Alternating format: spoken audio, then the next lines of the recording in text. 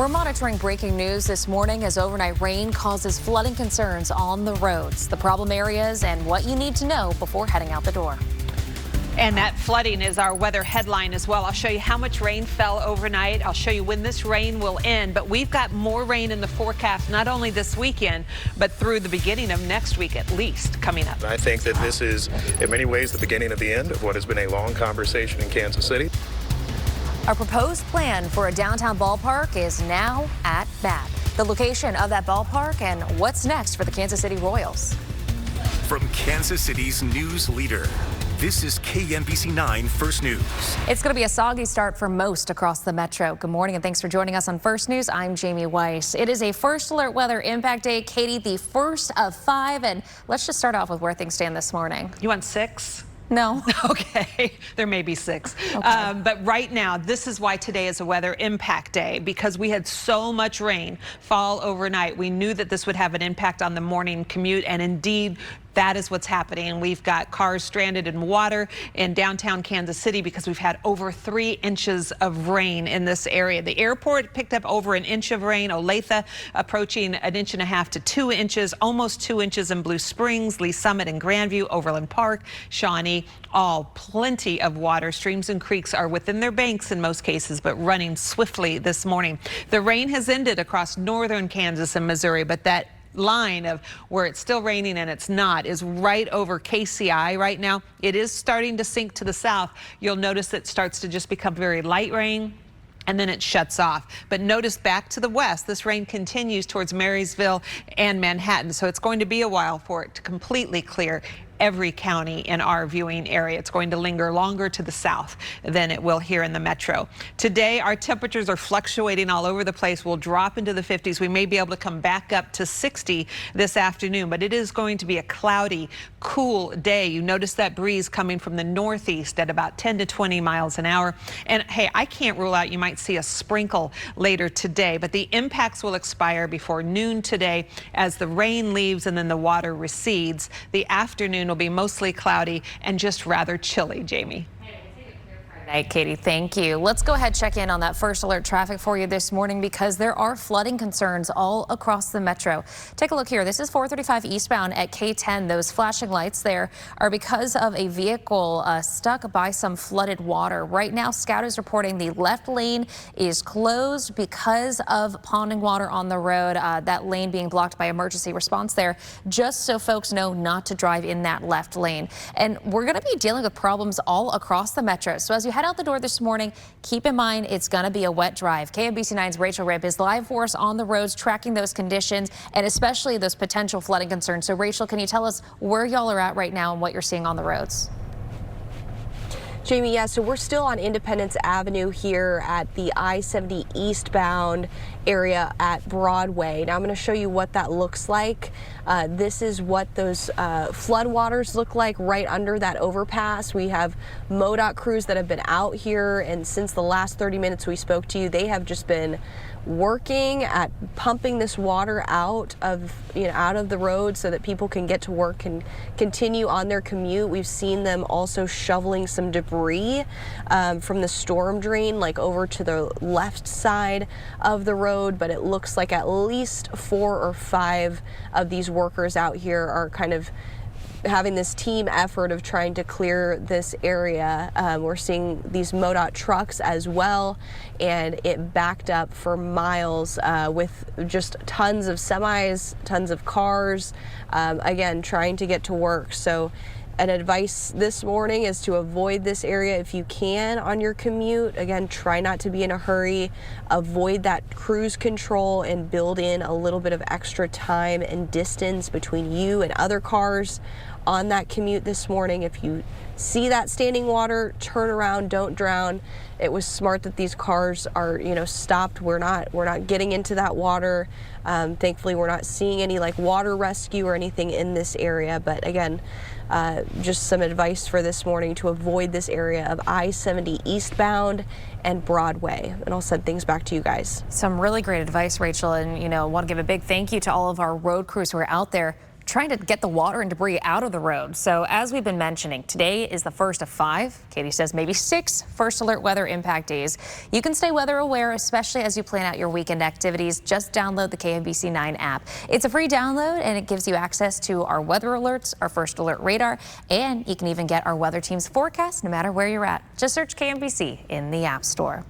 After years of walks and strikeouts when it comes to the future home of the Royals, Mayor Quinton Lucas has introduced a plan he hopes will be a home run for the Royals' next ballpark.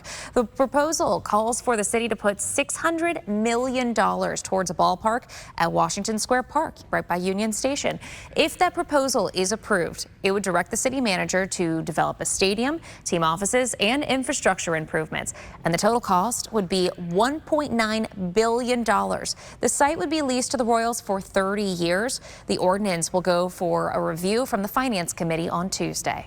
I think that this is, in many ways, the beginning of the end of what has been a long conversation in Kansas City, allowing us to do what you heard Mr. Sherman mention on opening day, which is to get those final financial terms, allow us to move forward with the Kansas City Royals and all of our other government partners to deliver a stadium project.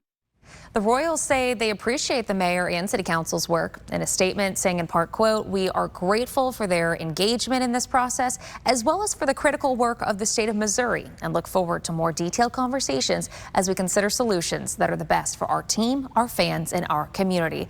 The announcement of the Royals' proposed $1.9 billion plan for that downtown ballpark was obviously the talk amongst Royals fans at the K yesterday, and even at ballparks across Kansas City. Fans we spoke to say they're happy the Royals will stay in KC, and they're excited to see what a downtown ballpark will mean for the team in the future. I love it here. I hate to have them move, but they're going to move.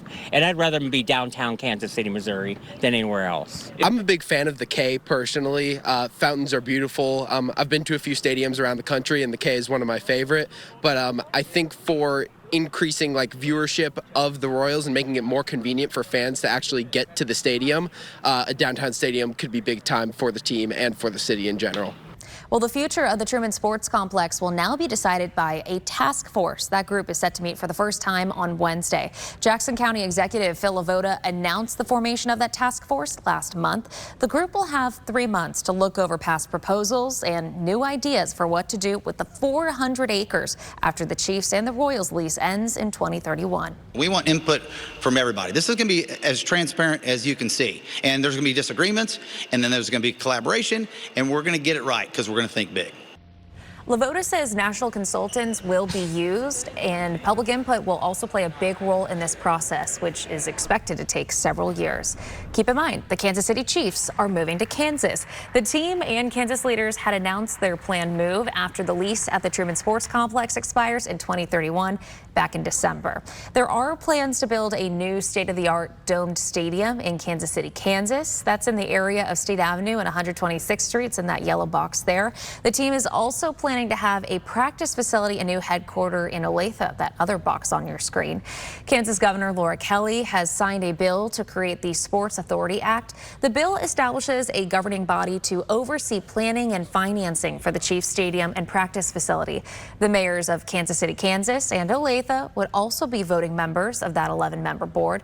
Those members must be appointed by the end of August. So we know that was a lot of information we just gave you, but we'll continue to follow the developments in the stadium saga when it comes to both the Royals' proposed move downtown and the Chiefs' move to Kansas. Count on KMBC 9 for all of your coverage, and look for reports on air and online at KMBC.com.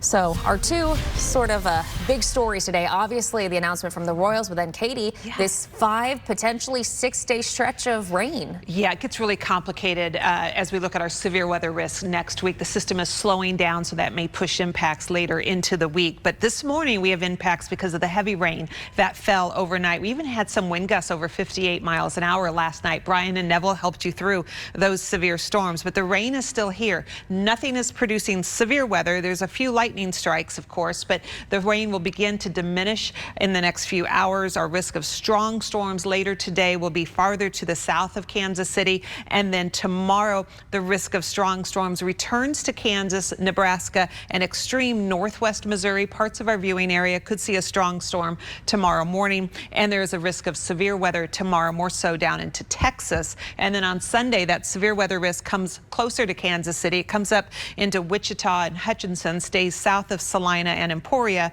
But we're in an area Sunday that could see some strong storms. The difference between strong and severe is the size of the hail and the speed of the wind and whether or not it has a capacity of producing a tornado. So what we're looking at this weekend are strong storms that would be small hail, maybe pea size, and winds less than 58 miles an hour. Today's impact is for the rain, and the afternoon will be fine. It'll be cloudy and cold, though, a few areas of drizzle. Saturday is mostly morning rain, and Sunday it's kind of scattered. It lingers a little bit longer, Jamie. Okay, thanks for the heads up, Katie. Well, the Kansas City International Airport is changing the way its TSA security checkpoints are set up. Crews switch things around overnight, so the next time you head to the terminal, you'll find that lines for normal TSA check, pre-check, touchless ID, and one of the ADA accessible lanes will now be in the middle of the entry hall with clear lines on either side. Airport administration says this change should make the entry procedure more efficient. Today is day 3 of President Trump's 2-week ceasefire with Iran. The White House has said this deal is fragile. ABC's Olivia Rubin reports Trump is taking issue with how Iran is handling the opening of the Strait of Hormuz, and that's one of the main requirements of this ceasefire.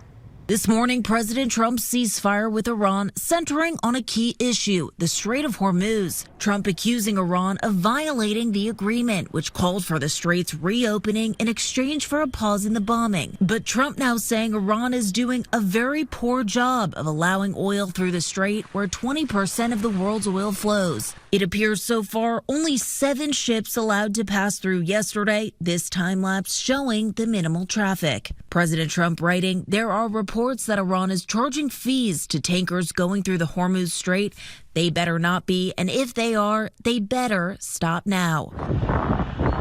But Iran also raising issues with the deal, pointing to Israel's sweeping attacks in Lebanon. The White House, though, insisting Lebanon was never part of the deal at all and urging Iran to let it go. If Iran wants to let this negotiation fall apart in a conflict where they were getting hammered over Lebanon, which has nothing to do with them and which the United States never once said was part of the ceasefire, that's ultimately their choice. We think that would be dumb, but that's their choice. And back in Washington, Democrats are pushing to vote on a war powers resolution that would require congressional approval for any future military actions, but it's not expected to pass the Republican-led Senate. Now, the vice president and others will head to Pakistan this weekend for the first in-person talks, and the State Department now says it will also host talks between Israel and Lebanon next week. Olivia Rubin, ABC News, Washington. After spending 10 days thousands of miles away from the atmosphere, the crew of the Artemis II will return to Mother Earth today. We'll show you how NASA and the Navy are teaming up to welcome these heroes home. The boys in blue are adding some purple into their wardrobe. We'll give you a look at the new Royals jerseys and merch in the City Connect series that explain the inspiration behind this combination of cool colors. Your source for first alert weather and News Chopper 9, Kansas City's news leader, KMBC 9 News.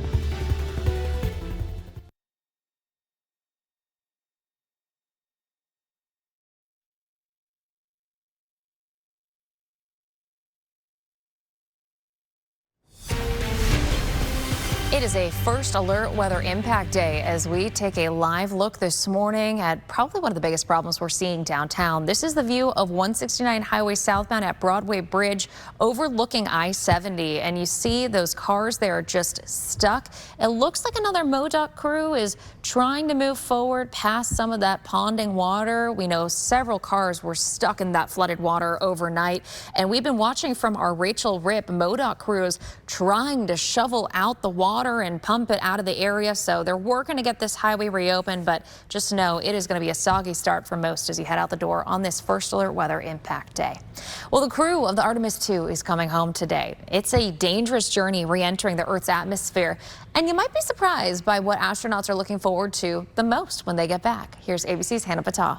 The Artemis II crew is just hours from one of the most dangerous parts of their mission, returning to Earth. It's in my head about an hour and a half of things that have to go right. They're coming home pretty fast.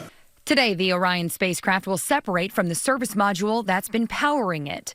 Orion's heat shield will protect the capsule from temperatures up to 5,000 degrees. As Orion enters Earth's atmosphere, it'll travel nearly 24,000 miles per hour.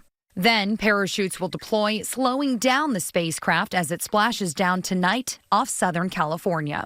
The astronauts will then be brought to a Navy ship where they requested one thing in particular be waiting for them. The biggest request that they had was uncrusted sandwiches. As they anticipate those crustless sandwiches, they're packing up and pausing to reflect on their historic trip around the moon. This is just the beginning, and there's nothing that we can't accomplish when we pull all of our differences together, not in spite of them, but when we pull them together and we work on something big for the good of everyone.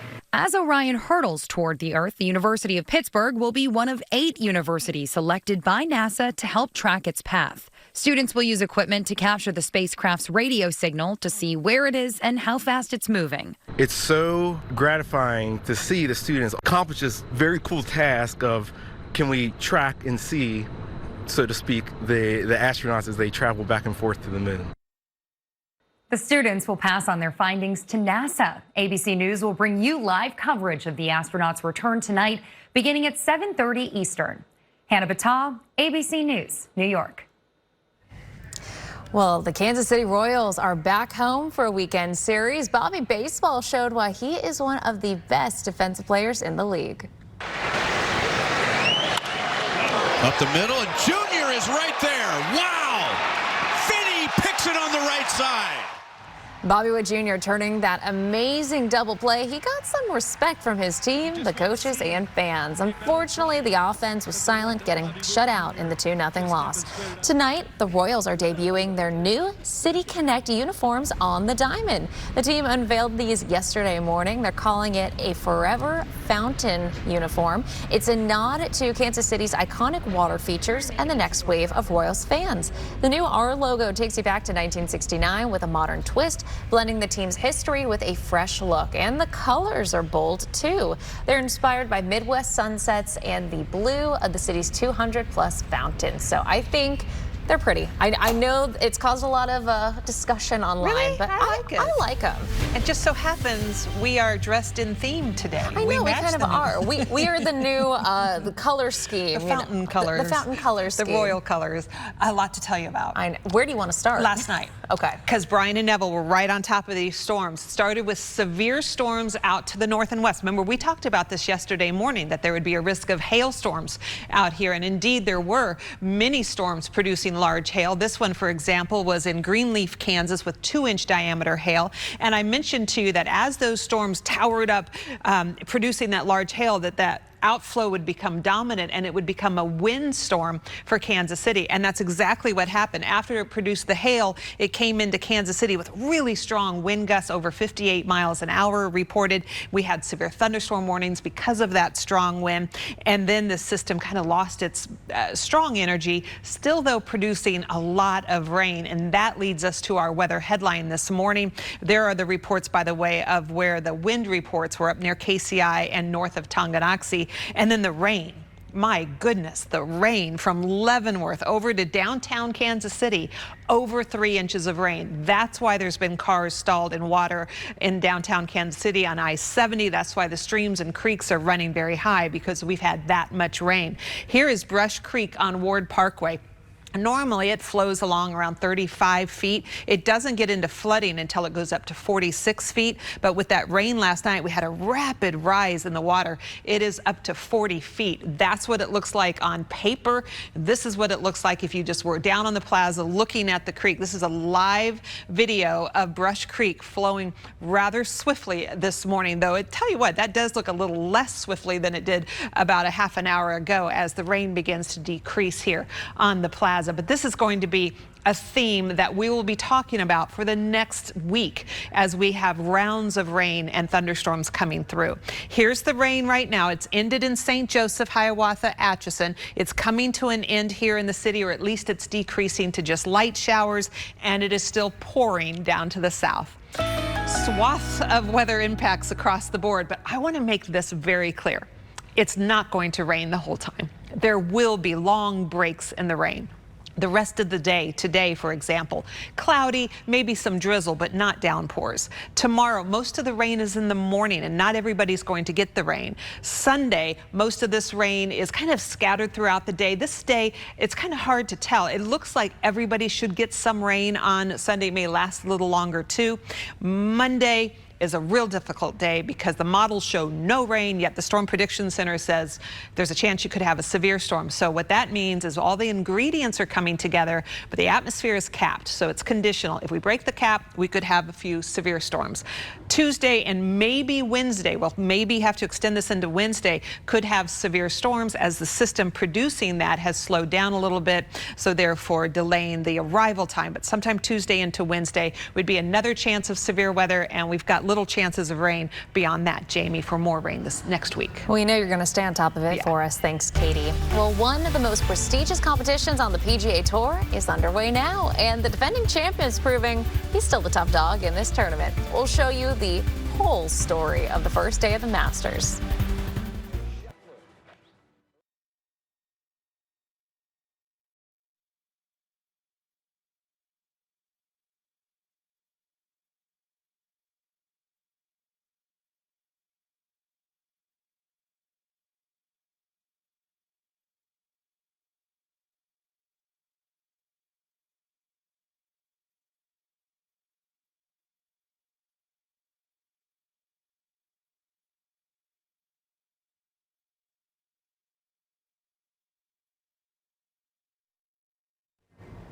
The Masters is underway right now in Augusta, Georgia. And after one day of play, the reigning champ is showing he wants to keep the green jacket. Through a drive that was a bit left, but this is for birdie to tie the lead. Rory McIlroy drops that.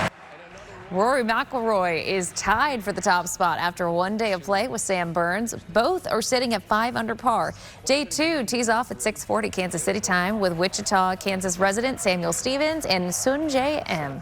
Meanwhile, former Jayhawk and Topeka native Gary Woodland had a solid first round. He finished tied for 10th at 1 under par. Woodland will tee off at 9:19 this morning with Scotty Scheffler and Robert McIntyre. Well, you may find some large puddles and overflowing water on your commute. We're going to give you another look at road conditions this morning on this rainy Friday. Plus, Kansas City, Missouri leaders have a plan that could secure a downtown ballpark. However, we'll explain the red flags raised for some elected officials.